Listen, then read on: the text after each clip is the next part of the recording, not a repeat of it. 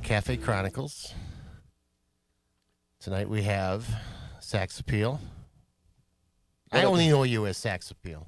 That's cool. Most people do anyway. I don't know you as Ladero. Nobody does. Yeah. If you did, then that was the old Ladero. Yeah. There's a new one now, but yeah, New man. one, yeah. What up, though, Ted? How you been? My brother Theodore. Yeah. It's good to see you, man. You know, it's not Theodore. What is it? It's Ted. I like Theodore. Yeah. It feels so formal. Especially now you got out a tie. I got to call you Theodore, man. I get Ted word a lot. I like that one. Oh, Tedward. Or Tedley. I like Tedward. Yeah. I might switch it over in 26. Yeah, maybe. Yeah. Yeah. I might have to switch it. That's dope. So you've been doing very well. I guess so. Yeah. Just trying to stay busy, man. Yeah. You know, this music thing has been progressing, you know, day by day, week by week. Oh, I've seen it. I've seen it when you were doing shows here. Yeah. I mean, you're still doing shows here. Yeah, I am.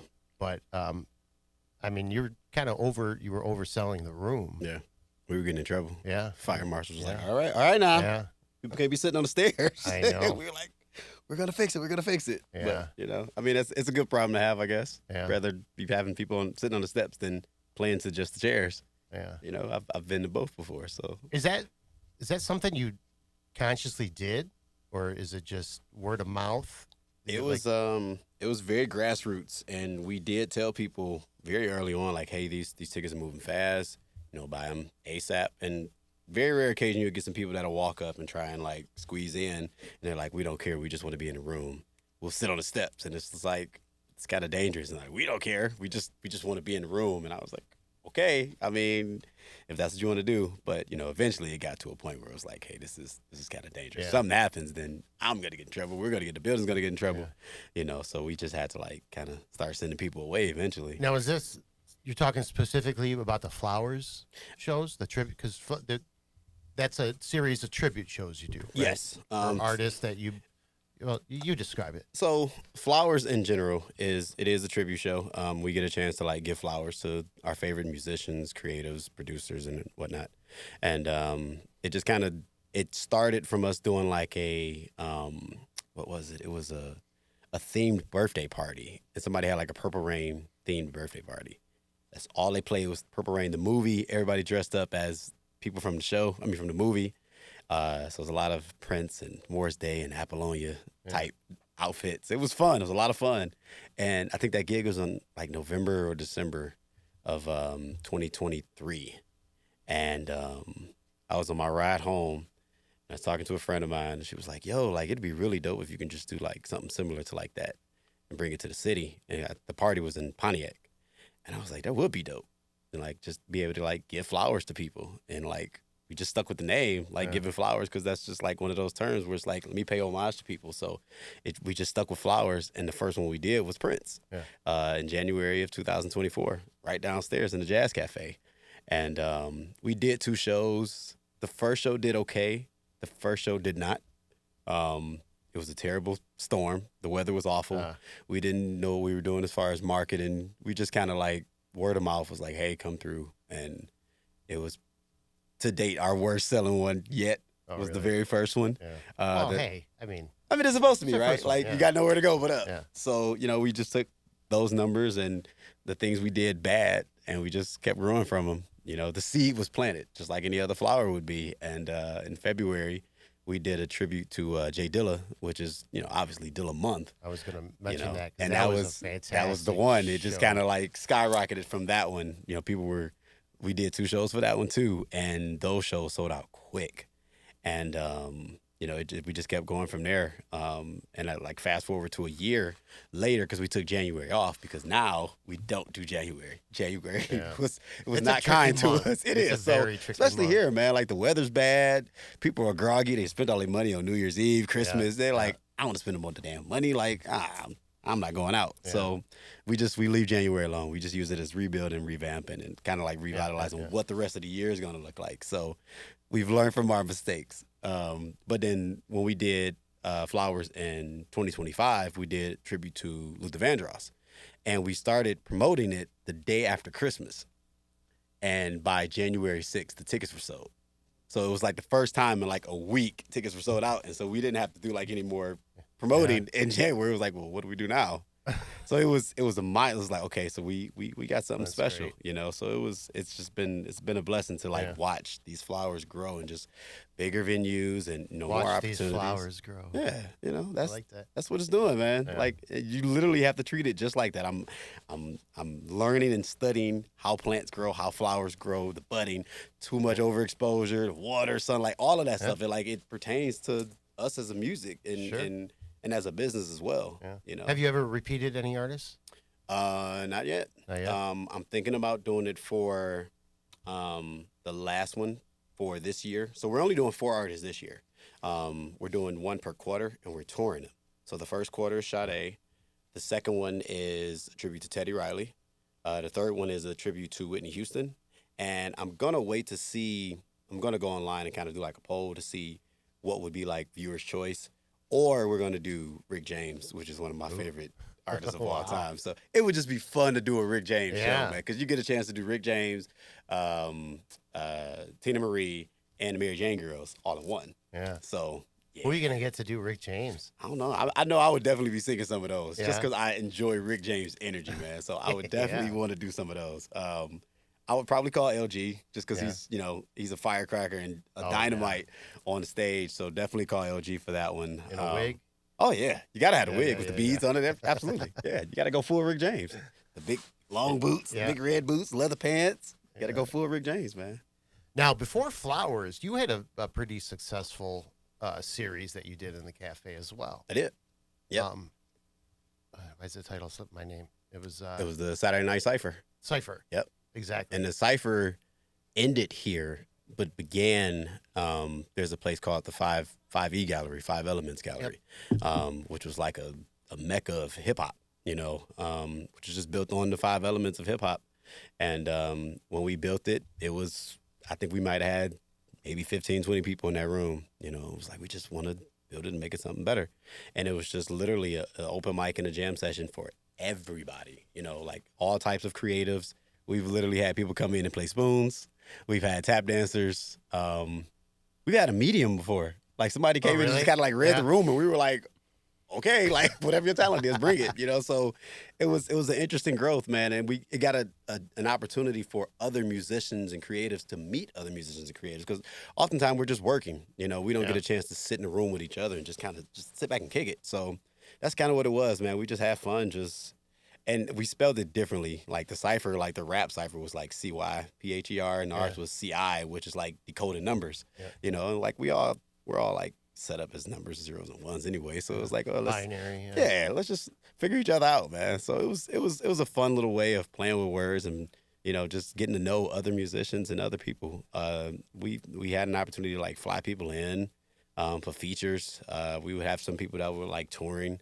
And they would hear about it, and they would just come and sit in and jam with us too. So it was dope, man. That was a fun show here. Yeah. I mean, I remember that because you had the guitar player went out in the audience, and why can't I? Kurt, what's his name? Kent. Yeah.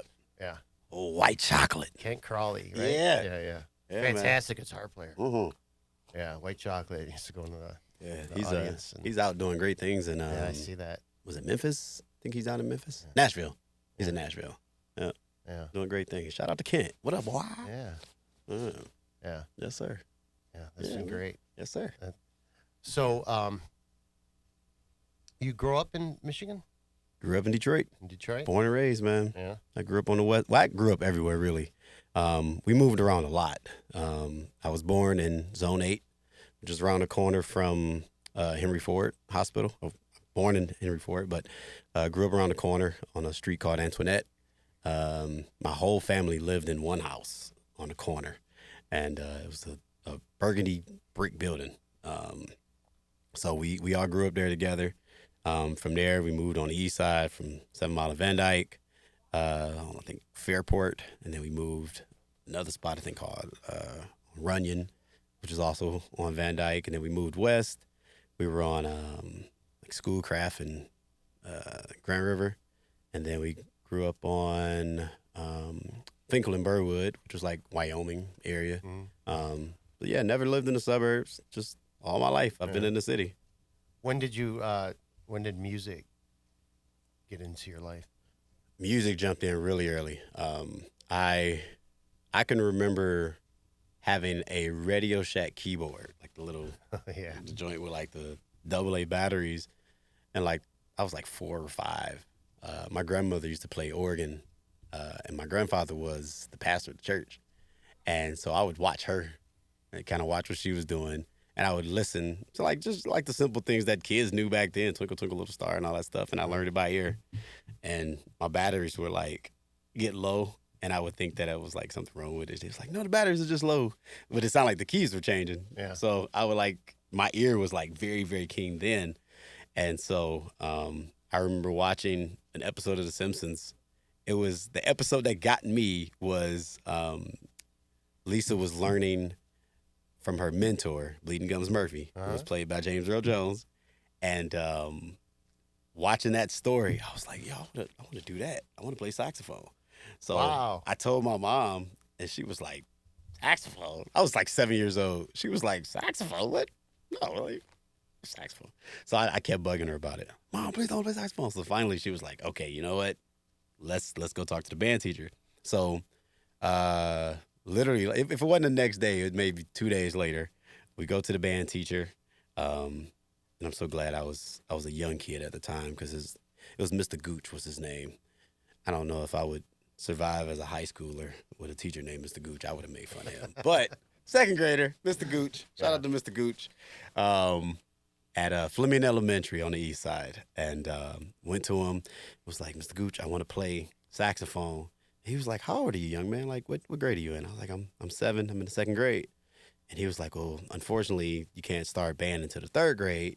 And he was like trying to explain like cognitive skills and how it just doesn't work until 3rd grade. That's the grade that they start at.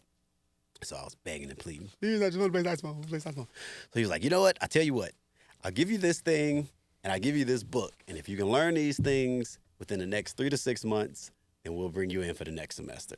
So he gave me a little plastic white recorder and he gave me a book.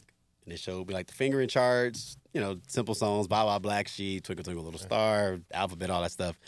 And Holly Wolly Doodle, all that stuff. And he gave me that book on a Thursday.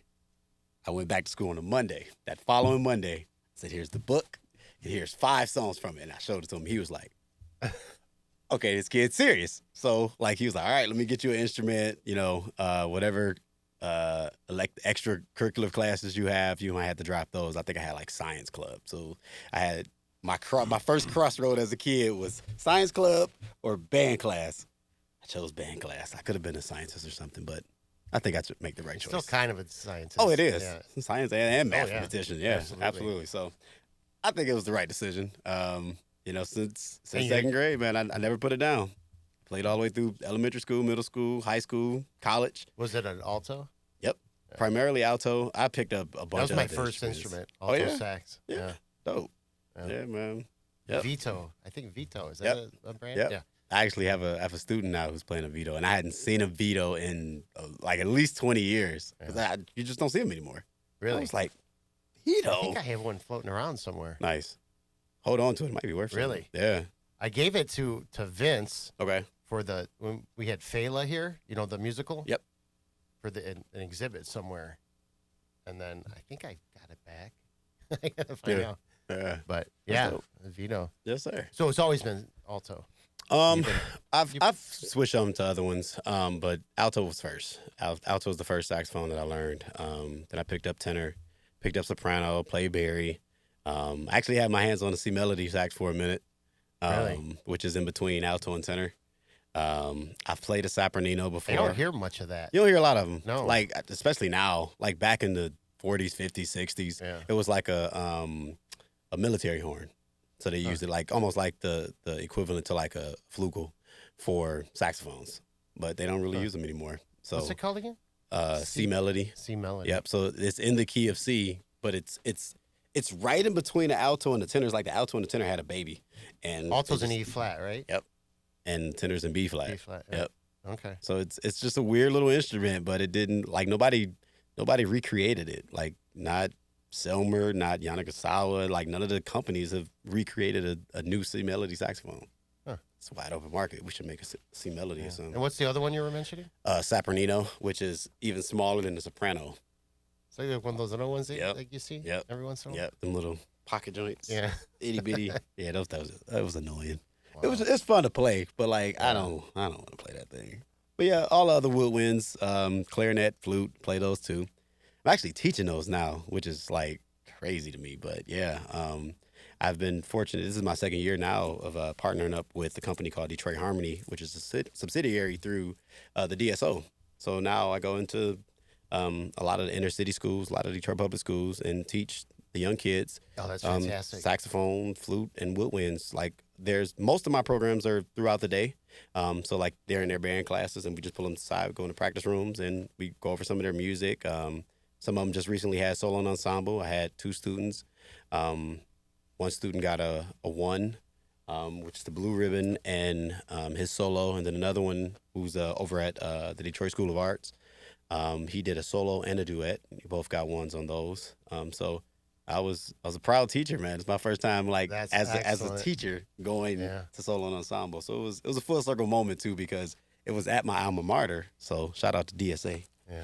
And I ran into both of my band teachers there at the time. So it was a full circle moment. It's like, oh man, we're really proud of you for like sticking to this and still doing your thing. Yeah. So I love teaching. Me too, man. I got a couple students, but I love it. It's I never really expected to be here.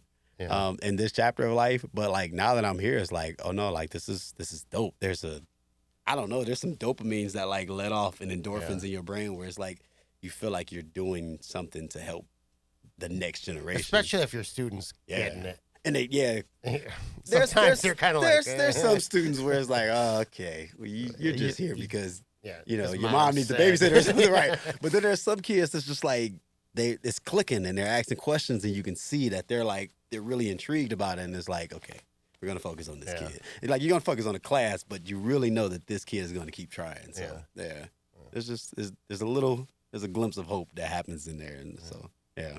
So I first became aware of you through Gwen Fox. Okay. Because remember Foxy Wednesdays? Yep, I sure do. She brought you in for that. Mm-hmm. And then I heard your name around, and then I forget what year it was. We did a recreation of Marvin Gaye's "What's Going On," the album. Yep, the 50-year anniversary. Yeah, outside. Yep. You might have done some shows in the cafe. Anyway, I have a lot of respect for what you did. So we did this show in the parking lot outside in October. Yep. It was kind of chilly, right? We had full band with Kern, Brantley, and all these things. You weren't part of it, unfortunately, right? But I think later on we did something that you were a part of. I was a part of it. I was a part of it. Were you? Yeah. Okay. The What's Going On 50th anniversary thing? Yeah. Yep. Okay. I was part of that big band. Okay. Yep. Anyway, my memory, we do so many shows. Hey, that's a good problem to have. My memory. Come on. But anyway, so we had to go in and do some little tweaks because I recorded it, right? So we went in the studio and we had to do some tweaks. And I'm in there with Kern, and we're doing something in the beginning of What's Going On.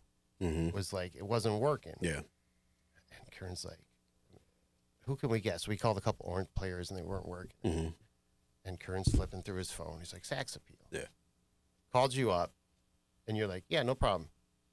Like 10 minutes later, you sent it back and it was done. Yes, sir. I mean, it was done. I remember that. I did it in the living room. And you didn't question. You didn't like. Nah, man. There's certain people, man. There's certain people when they call, I know they're calling about something that really matters, and it needs to be done now, And I used to work at Quicken like years ago, man, and they have these thing called isms. And one of my favorite isms is like pillars that you remember and like mantras and stuff. So one of my favorite ones that they had was responding with a sense of urgency is the answer to play. And I took that and I was like, yeah, I'm taking that home with me, and I'm gonna use that for everything that I do in my life. So, anytime I see somebody call, I'm like, boom, what do you need? Boom, how can we get it done? Like, because we were in the studio, so make it this because it was fantastic. Nobody ever needs to tell me like, yeah, man, like, oh, we need it done at this time. Nope. If you calling me, this is when I'm gonna get it done. Like let's move on it now. That was great. Yeah. Thanks, man. You did an album release at the cafe, did you not? I did an anniversary release because my Black Gold album, the last album I put out, was put out during the pandemic on Black Friday. That's what I'm thinking. And it was 2020, so we couldn't do anything publicly. So I just I got on Facebook Live and was like, "Hey guys, listen to the songs." Yeah. And it was like, oh man, I really wish I could do an album. So I think like maybe 2 years later we did an anniversary. Okay. And it was dope. Like people showed up as if I just put the album out. Yeah. Yeah. Have you done anything since then? Not anything? as far as recording. Well, I've recorded some songs and some stuff for other people, but we're working on an album for this year now. So I'm actually working on 2 albums at the same time. I'm doing like a gospel jazz album, and then I'm going to do like my regular R&B and soul stuff as well. All original material? All original, yeah. Fantastic. Yeah. With the gospel jazz album, there's going to be a couple, some covers on that one. Yeah. Yeah. I got to do some singing and stuff too, so that's going to be fun. Great. Yeah. It'll be fun. I get to put some fun stuff out of the bag, man. Yeah, so, yeah. Be on the lookout. Yeah, it's coming. Yeah, how soon? Yes. Well, we've recorded 2 songs on the gospel jazz joint. I'm starting on the next project, which is called The Art of Cool. That one's going to be out. Well, we're going to start that one in April. I think the second week of April. My first week in April, I'll be in Trinidad. I'm actually taking flowers to Trinidad. Oh. So my first international flowers is happening in Trinidad this year, which is a tribute to the love affair. So it's like all the fun R&B love songs that, you know, the nitty gritty R&B love songs. So we get to do those, and then we get a chance to do some of the ones that's like the Caribbean music or the Caribbean is like they say it. So a lot of like the Bob Marley stuff. I actually got a Rihanna song that I'm doing too, because Rihanna's from Barbados, which is the next island over. So it's a chance for me to. I really like Rihanna. Man, she's so dope. Yeah, like she's really dope. People don't give her like her flowers, but like Rihanna has hits and she's a freaking mogul, man. Like she works her butt off. Yeah. So shout out to Rihanna.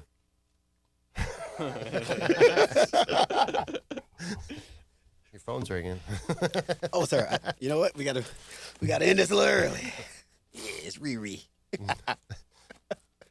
Yeah, man. So, are you using the crew? Is the crew still the band name? Crew is still rocking with me, man. Right. We got some new members of the crew. But you know, when 2 or more are gathered, it's always the crew. Yeah. So. But you're using them for the new material? I am. Yep. Using them for the studio stuff. I'm using them for the flowers tour. So yeah, like once you get a good unit, man, you know, you want to stick with it because it becomes a signature staple sound. Yeah. And aesthetic and feel. It's just a certain vibe that the crew has, and once we're locked in, you know, you can see it in the audience where it's like, yeah, it just feels good, you know.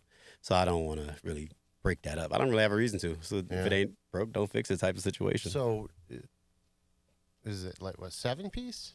We have 6.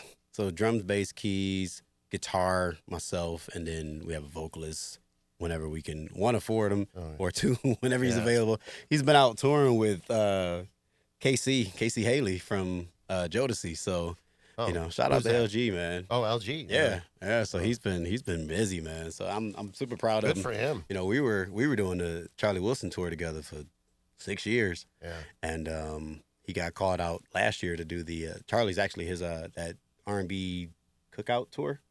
So it was Charlie, El DeBarge, Casey. El DeBarge is going to be here on Thursday. Is he? Yeah, in this building. I think that's the last time I performed with him was in this building. Yeah. Up in the music hall. Thursday. Yep. Is that the 12th? Dang. Yeah. I might have to hit him up. Is he going to be with them? I don't know. I doubt it. Yeah. El DeBarge usually just has like him, drums, bass, and I think that's it. It's usually a small piece. Yeah.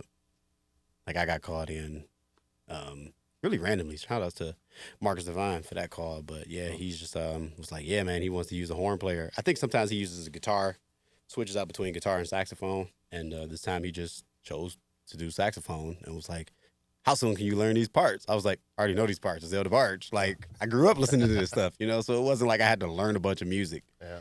I touched up on it at best. Let me ask you about that. What kind of music did you listen to growing up? Everything, man. I mean, come on, there's got to be. So, like, when I tell you from Mozart to the music from Peanuts, I was listening to that. I listened to like you're 12, 13. What are you listening to? Man, I when I say everything, I do mean everything. Bone Thugs and Harmony. I was listening to John Mayer. I was listening to Aerosmith. I was listening to Earth, Wind and Fire. I was listening to Stevie Wonder. I was listening to Marvin Gaye. I was listening to System of a Down. Like, I was listening to everything. Like, everything sparked my curiosity in some different way, you know? So it wasn't like I was just like, I can only listen to gospel. I can only listen to jazz. Because I wanted to be able to play everything and understand what made everything so versatile and so different. So I literally listened to everything, man. Like, there wasn't like a Garth Brooks. Like, I listened to everything. Like, I was listening to everything. Like, now, when you were listening, were you picking out things that had a horn in it? Nope. No? Nope. I was listening. So for me, very early on, like, I would close my eyes and I would imagine what the score would look like. Oh. I was a weird kid, man. That's interesting. Like, literally, like, trying to, like, draw the score in my mind. Like, okay, I can hear the timpani here. I can hear bells here. I like everything. I would rewind it and just, like, act like I was writing this stuff out. Figuring out the time signatures, figuring out the key signatures.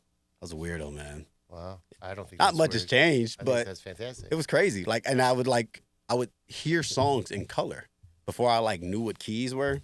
I'm like, oh, the song is in blue. And blue was always F, the note F. Yeah. Like, lighter blue was a major, darker blue was minor. But I could not explain it. Huh. Yeah, as a kid, I couldn't explain it. I was like, it's blue. C minor was red. Like, I didn't know why, but those were my colors. Yep. That's very interesting. It's very weird, man. I like it, though. I like it. And, like, now my son is doing crazy stuff like that, too. Like, he's producing music at 14. It sounds like it's just incredible stuff, you know? So, like, to see him, like, and I never, like, forced music on him. He's just been around it his whole life. So, like, to see him, like, doing what he's doing and how he manipulates sound. Like, he's using samples and stuff now. And there's so much out there now to do it with. It's crazy. It's like he'll make a whole song on his phone.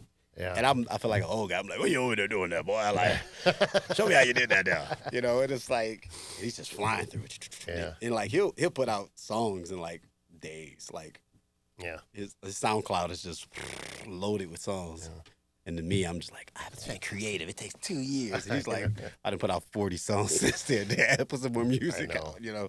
So, I'm old school, though, man. So, I got to go through the whole process and feel the feelings and write out things and compose them and arrange them and stuff. So, did you, were you studying any horn players in particular growing up? Like when you absolutely, yeah. Like in particular, though, like. I did a lot of studying. My very first sax player that I studied through and through was Grover Washington Jr. From his sound, how he approached notes, how he breathed, like his breaths, his rest, of course runs and stuff like that. But like I studied everything. Like, what is he saying on this instrument? What is he not saying on this instrument? How's he able to make his horn sing? Like, I had to figure that part out. So Grover was the very first that I listened to like that. I did a lot of listening to Mike Phillips in my high school time, who was at the time signed to like Hidden Beach Records.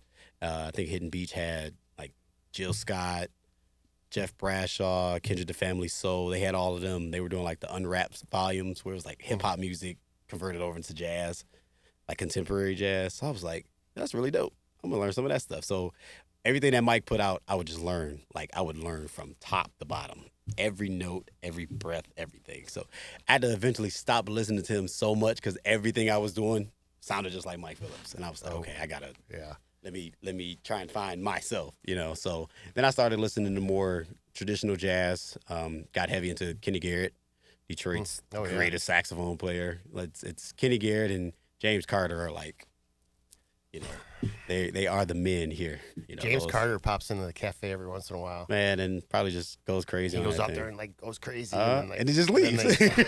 Throws the reed on the floor and gets up out of here. I love James, man. That's my guy. But yeah, did a lot of listening to Kenny Garrett, man. Like nobody's approach is as good as Kenny Garrett to me on alto, man. Like he just, and I mean from the early stuff when him touring with Miles Davis to, you know, the stuff that he put out solo, it's phenomenal stuff, man. Like he just his horn sings almost like an ancestor soul. Like it's this eerie tone, and it's just like, why does your alto sound so deep and dark? You know, so I studied it and emulated a lot of that too. So I get a lot of that, and sometimes I get into my groove and I'm catching myself doing the Kenny Garrett. Yeah. You know, and that's all about style. I mean, how is it with a horn? Like it's your mouth. I want to say it's your setup, right? Like, but as much as I want to say it's what you play, I really feel like it's what's within. Because sometimes, like, my students will be like, "Oh, my instrument's not working," and I'll take their instrument, and my instrument will sound like their instrument. Yeah. And they got a $400 horn, and I got this customized $4,000 instrument, and it's like, yeah, it doesn't matter what the horn sounds like. It's what's within, right? Yeah. So sometimes I really feel like it's just your soul speaking. I mean, you can have a good setup, and I have a pretty decent setup with my mouthpiece and my reed and my ligature and all that stuff. But I really think it's just, these things are just megaphones to what it is that we want to say inside. Because I really believe that. Yeah. Because, I'm mostly a guitar player. Yeah. I'm mostly a songwriter, but I'm like a guitar, Eddie Van Halen had this, there's a story about Eddie Van Halen, like he never used like guitar pedals or any of that. It's just, that's how he played. Yep. It was all in his fingers. Yep. And people are trying to mimic that sound. And it's not about that. It's about how you touch those strings with what's inside you. And I was just wondering if, you kind of answered that, but I really believe that. Yeah. Yep. That's how I feel, man. Like, again, you can have all of the shiny things, all the newest, latest firmware on your pedals and all that other stuff, but whatever you have in here is what's going to be portrayed on the outside of it. So, yeah. I totally agree with that. Yep. Yeah, man. So, hey, Cafe Chronicles, we asked our guests if they can think of a moment they've had in the cafe, just off the top of your head, that you can chronicle. I came up with this after I named the podcast, but it's the one thing we do consistently within each podcast. All right. So something just pops in your head, like a memorable, something that's happened at the cafe. December 2025. The last flowers we did. Oh, wow. Okay. We did a tribute to D'Angelo. And if you're hip to D'Angelo, he has a song called Untitled, also called How Does It Feel? And in the video, D'Angelo, like, he's not wearing anything. Yep. So he's pretty much naked. And it starts with him really close, and it pans out, you see his V cut. Yep. It didn't go any further than that, but he's from here up, he's naked, right? So jokingly, I said to the audience, like, well, we're going to do this song, and we're going to make sure we do it right. And as we're like starting the song, and I had like a black halter top on. I was dressed just like D'Angelo, like the accessories, the hat to the side. I had a bandana underneath my dob. Like I studied D'Angelo's out. I had on black leather pants, man. Like I was D'Angelo to a T. And the accessories, I had all the rock star rings on. And as we're starting the song, a lady in the audience yells out, "But you ain't gonna take your shirt off, though." One person is all it took, man. It was like somebody lit a firecracker into a barrel of firecrackers, and everybody was like, yeah, take it off. So I got pressured into taking my shirt off. So eventually I'm just like, you know what? These people paid good money for these seats. I'm going to give them a show. So I take the shirt off, and everybody just goes nuts. And I'm just like standing there like half naked on the stage, like I don't even have a part on this song, but I'm just up here now. So it was funny. So I ended up like, we didn't rehearse to do like a solo or anything, but I ended up like soloing, and I felt like Tina Turner sax player without a shirt on, just like wailing on the saxophone. And it was a good moment, man. Everybody went crazy, and I just was thinking like, man, like I've never done anything like this, and I'll probably never do it again. But in the spirit of D'Angelo, why not? Might as well. They throw anything on the stage? Nothing but compliments. And then the lady told me to take my pants off. I was like, are you not entertained? Like, the shirt was not enough, man. Come on. But no, I didn't get any tips. So shame on you guys, like making me half naked. I didn't even get $1. Dang. That's a memorable moment. If I've ever heard one. It was fun. It was definitely fun, man. Yeah. All right. Excellent. Well, hey, man, thank you so much for doing this. Yes, sir. You want to plug anything while you're? Yeah, man. Contingent upon when this comes out, we got a lot of stuff coming up. We definitely have flowers coming up. I have a show on actually this Friday the 13th. Fridays at the station at Michigan Central. I think there's still tickets for that one. I think tickets are like $15 from 6 to 10. We'll be playing your favorite R&B love songs. Come out and have a good time. Start off holiday, your love's holiday weekend. The next day, I'm down at Floods hosting an R&B event from 6 to 9 p.m. I'm doing a Galentine's sing-along brunch and wine dot at Whiskey's on that Sunday, the 15th. Then we have our very first Flowers of the season on February 21st. We got 2 shows at Hunt Street Station, 7 o'clock and a 9:30 show. All the ticket links for everything is on my Instagram bio. If you want to follow me, it's at Saxappeal Music, SAXAPPEAL Music, all one word, no spaces, no underlines. I'm old, I can't remember all of that stuff anyway. But yeah, just follow me on the socials. You can catch up with everything that I have going on this month, next month, and the rest of the year. All right, fantastic. Yes, sir. Appreciate you, man. man. Thanks again for doing this. Yes, sir. All right. Yeah, man. All right, take care. Too bad.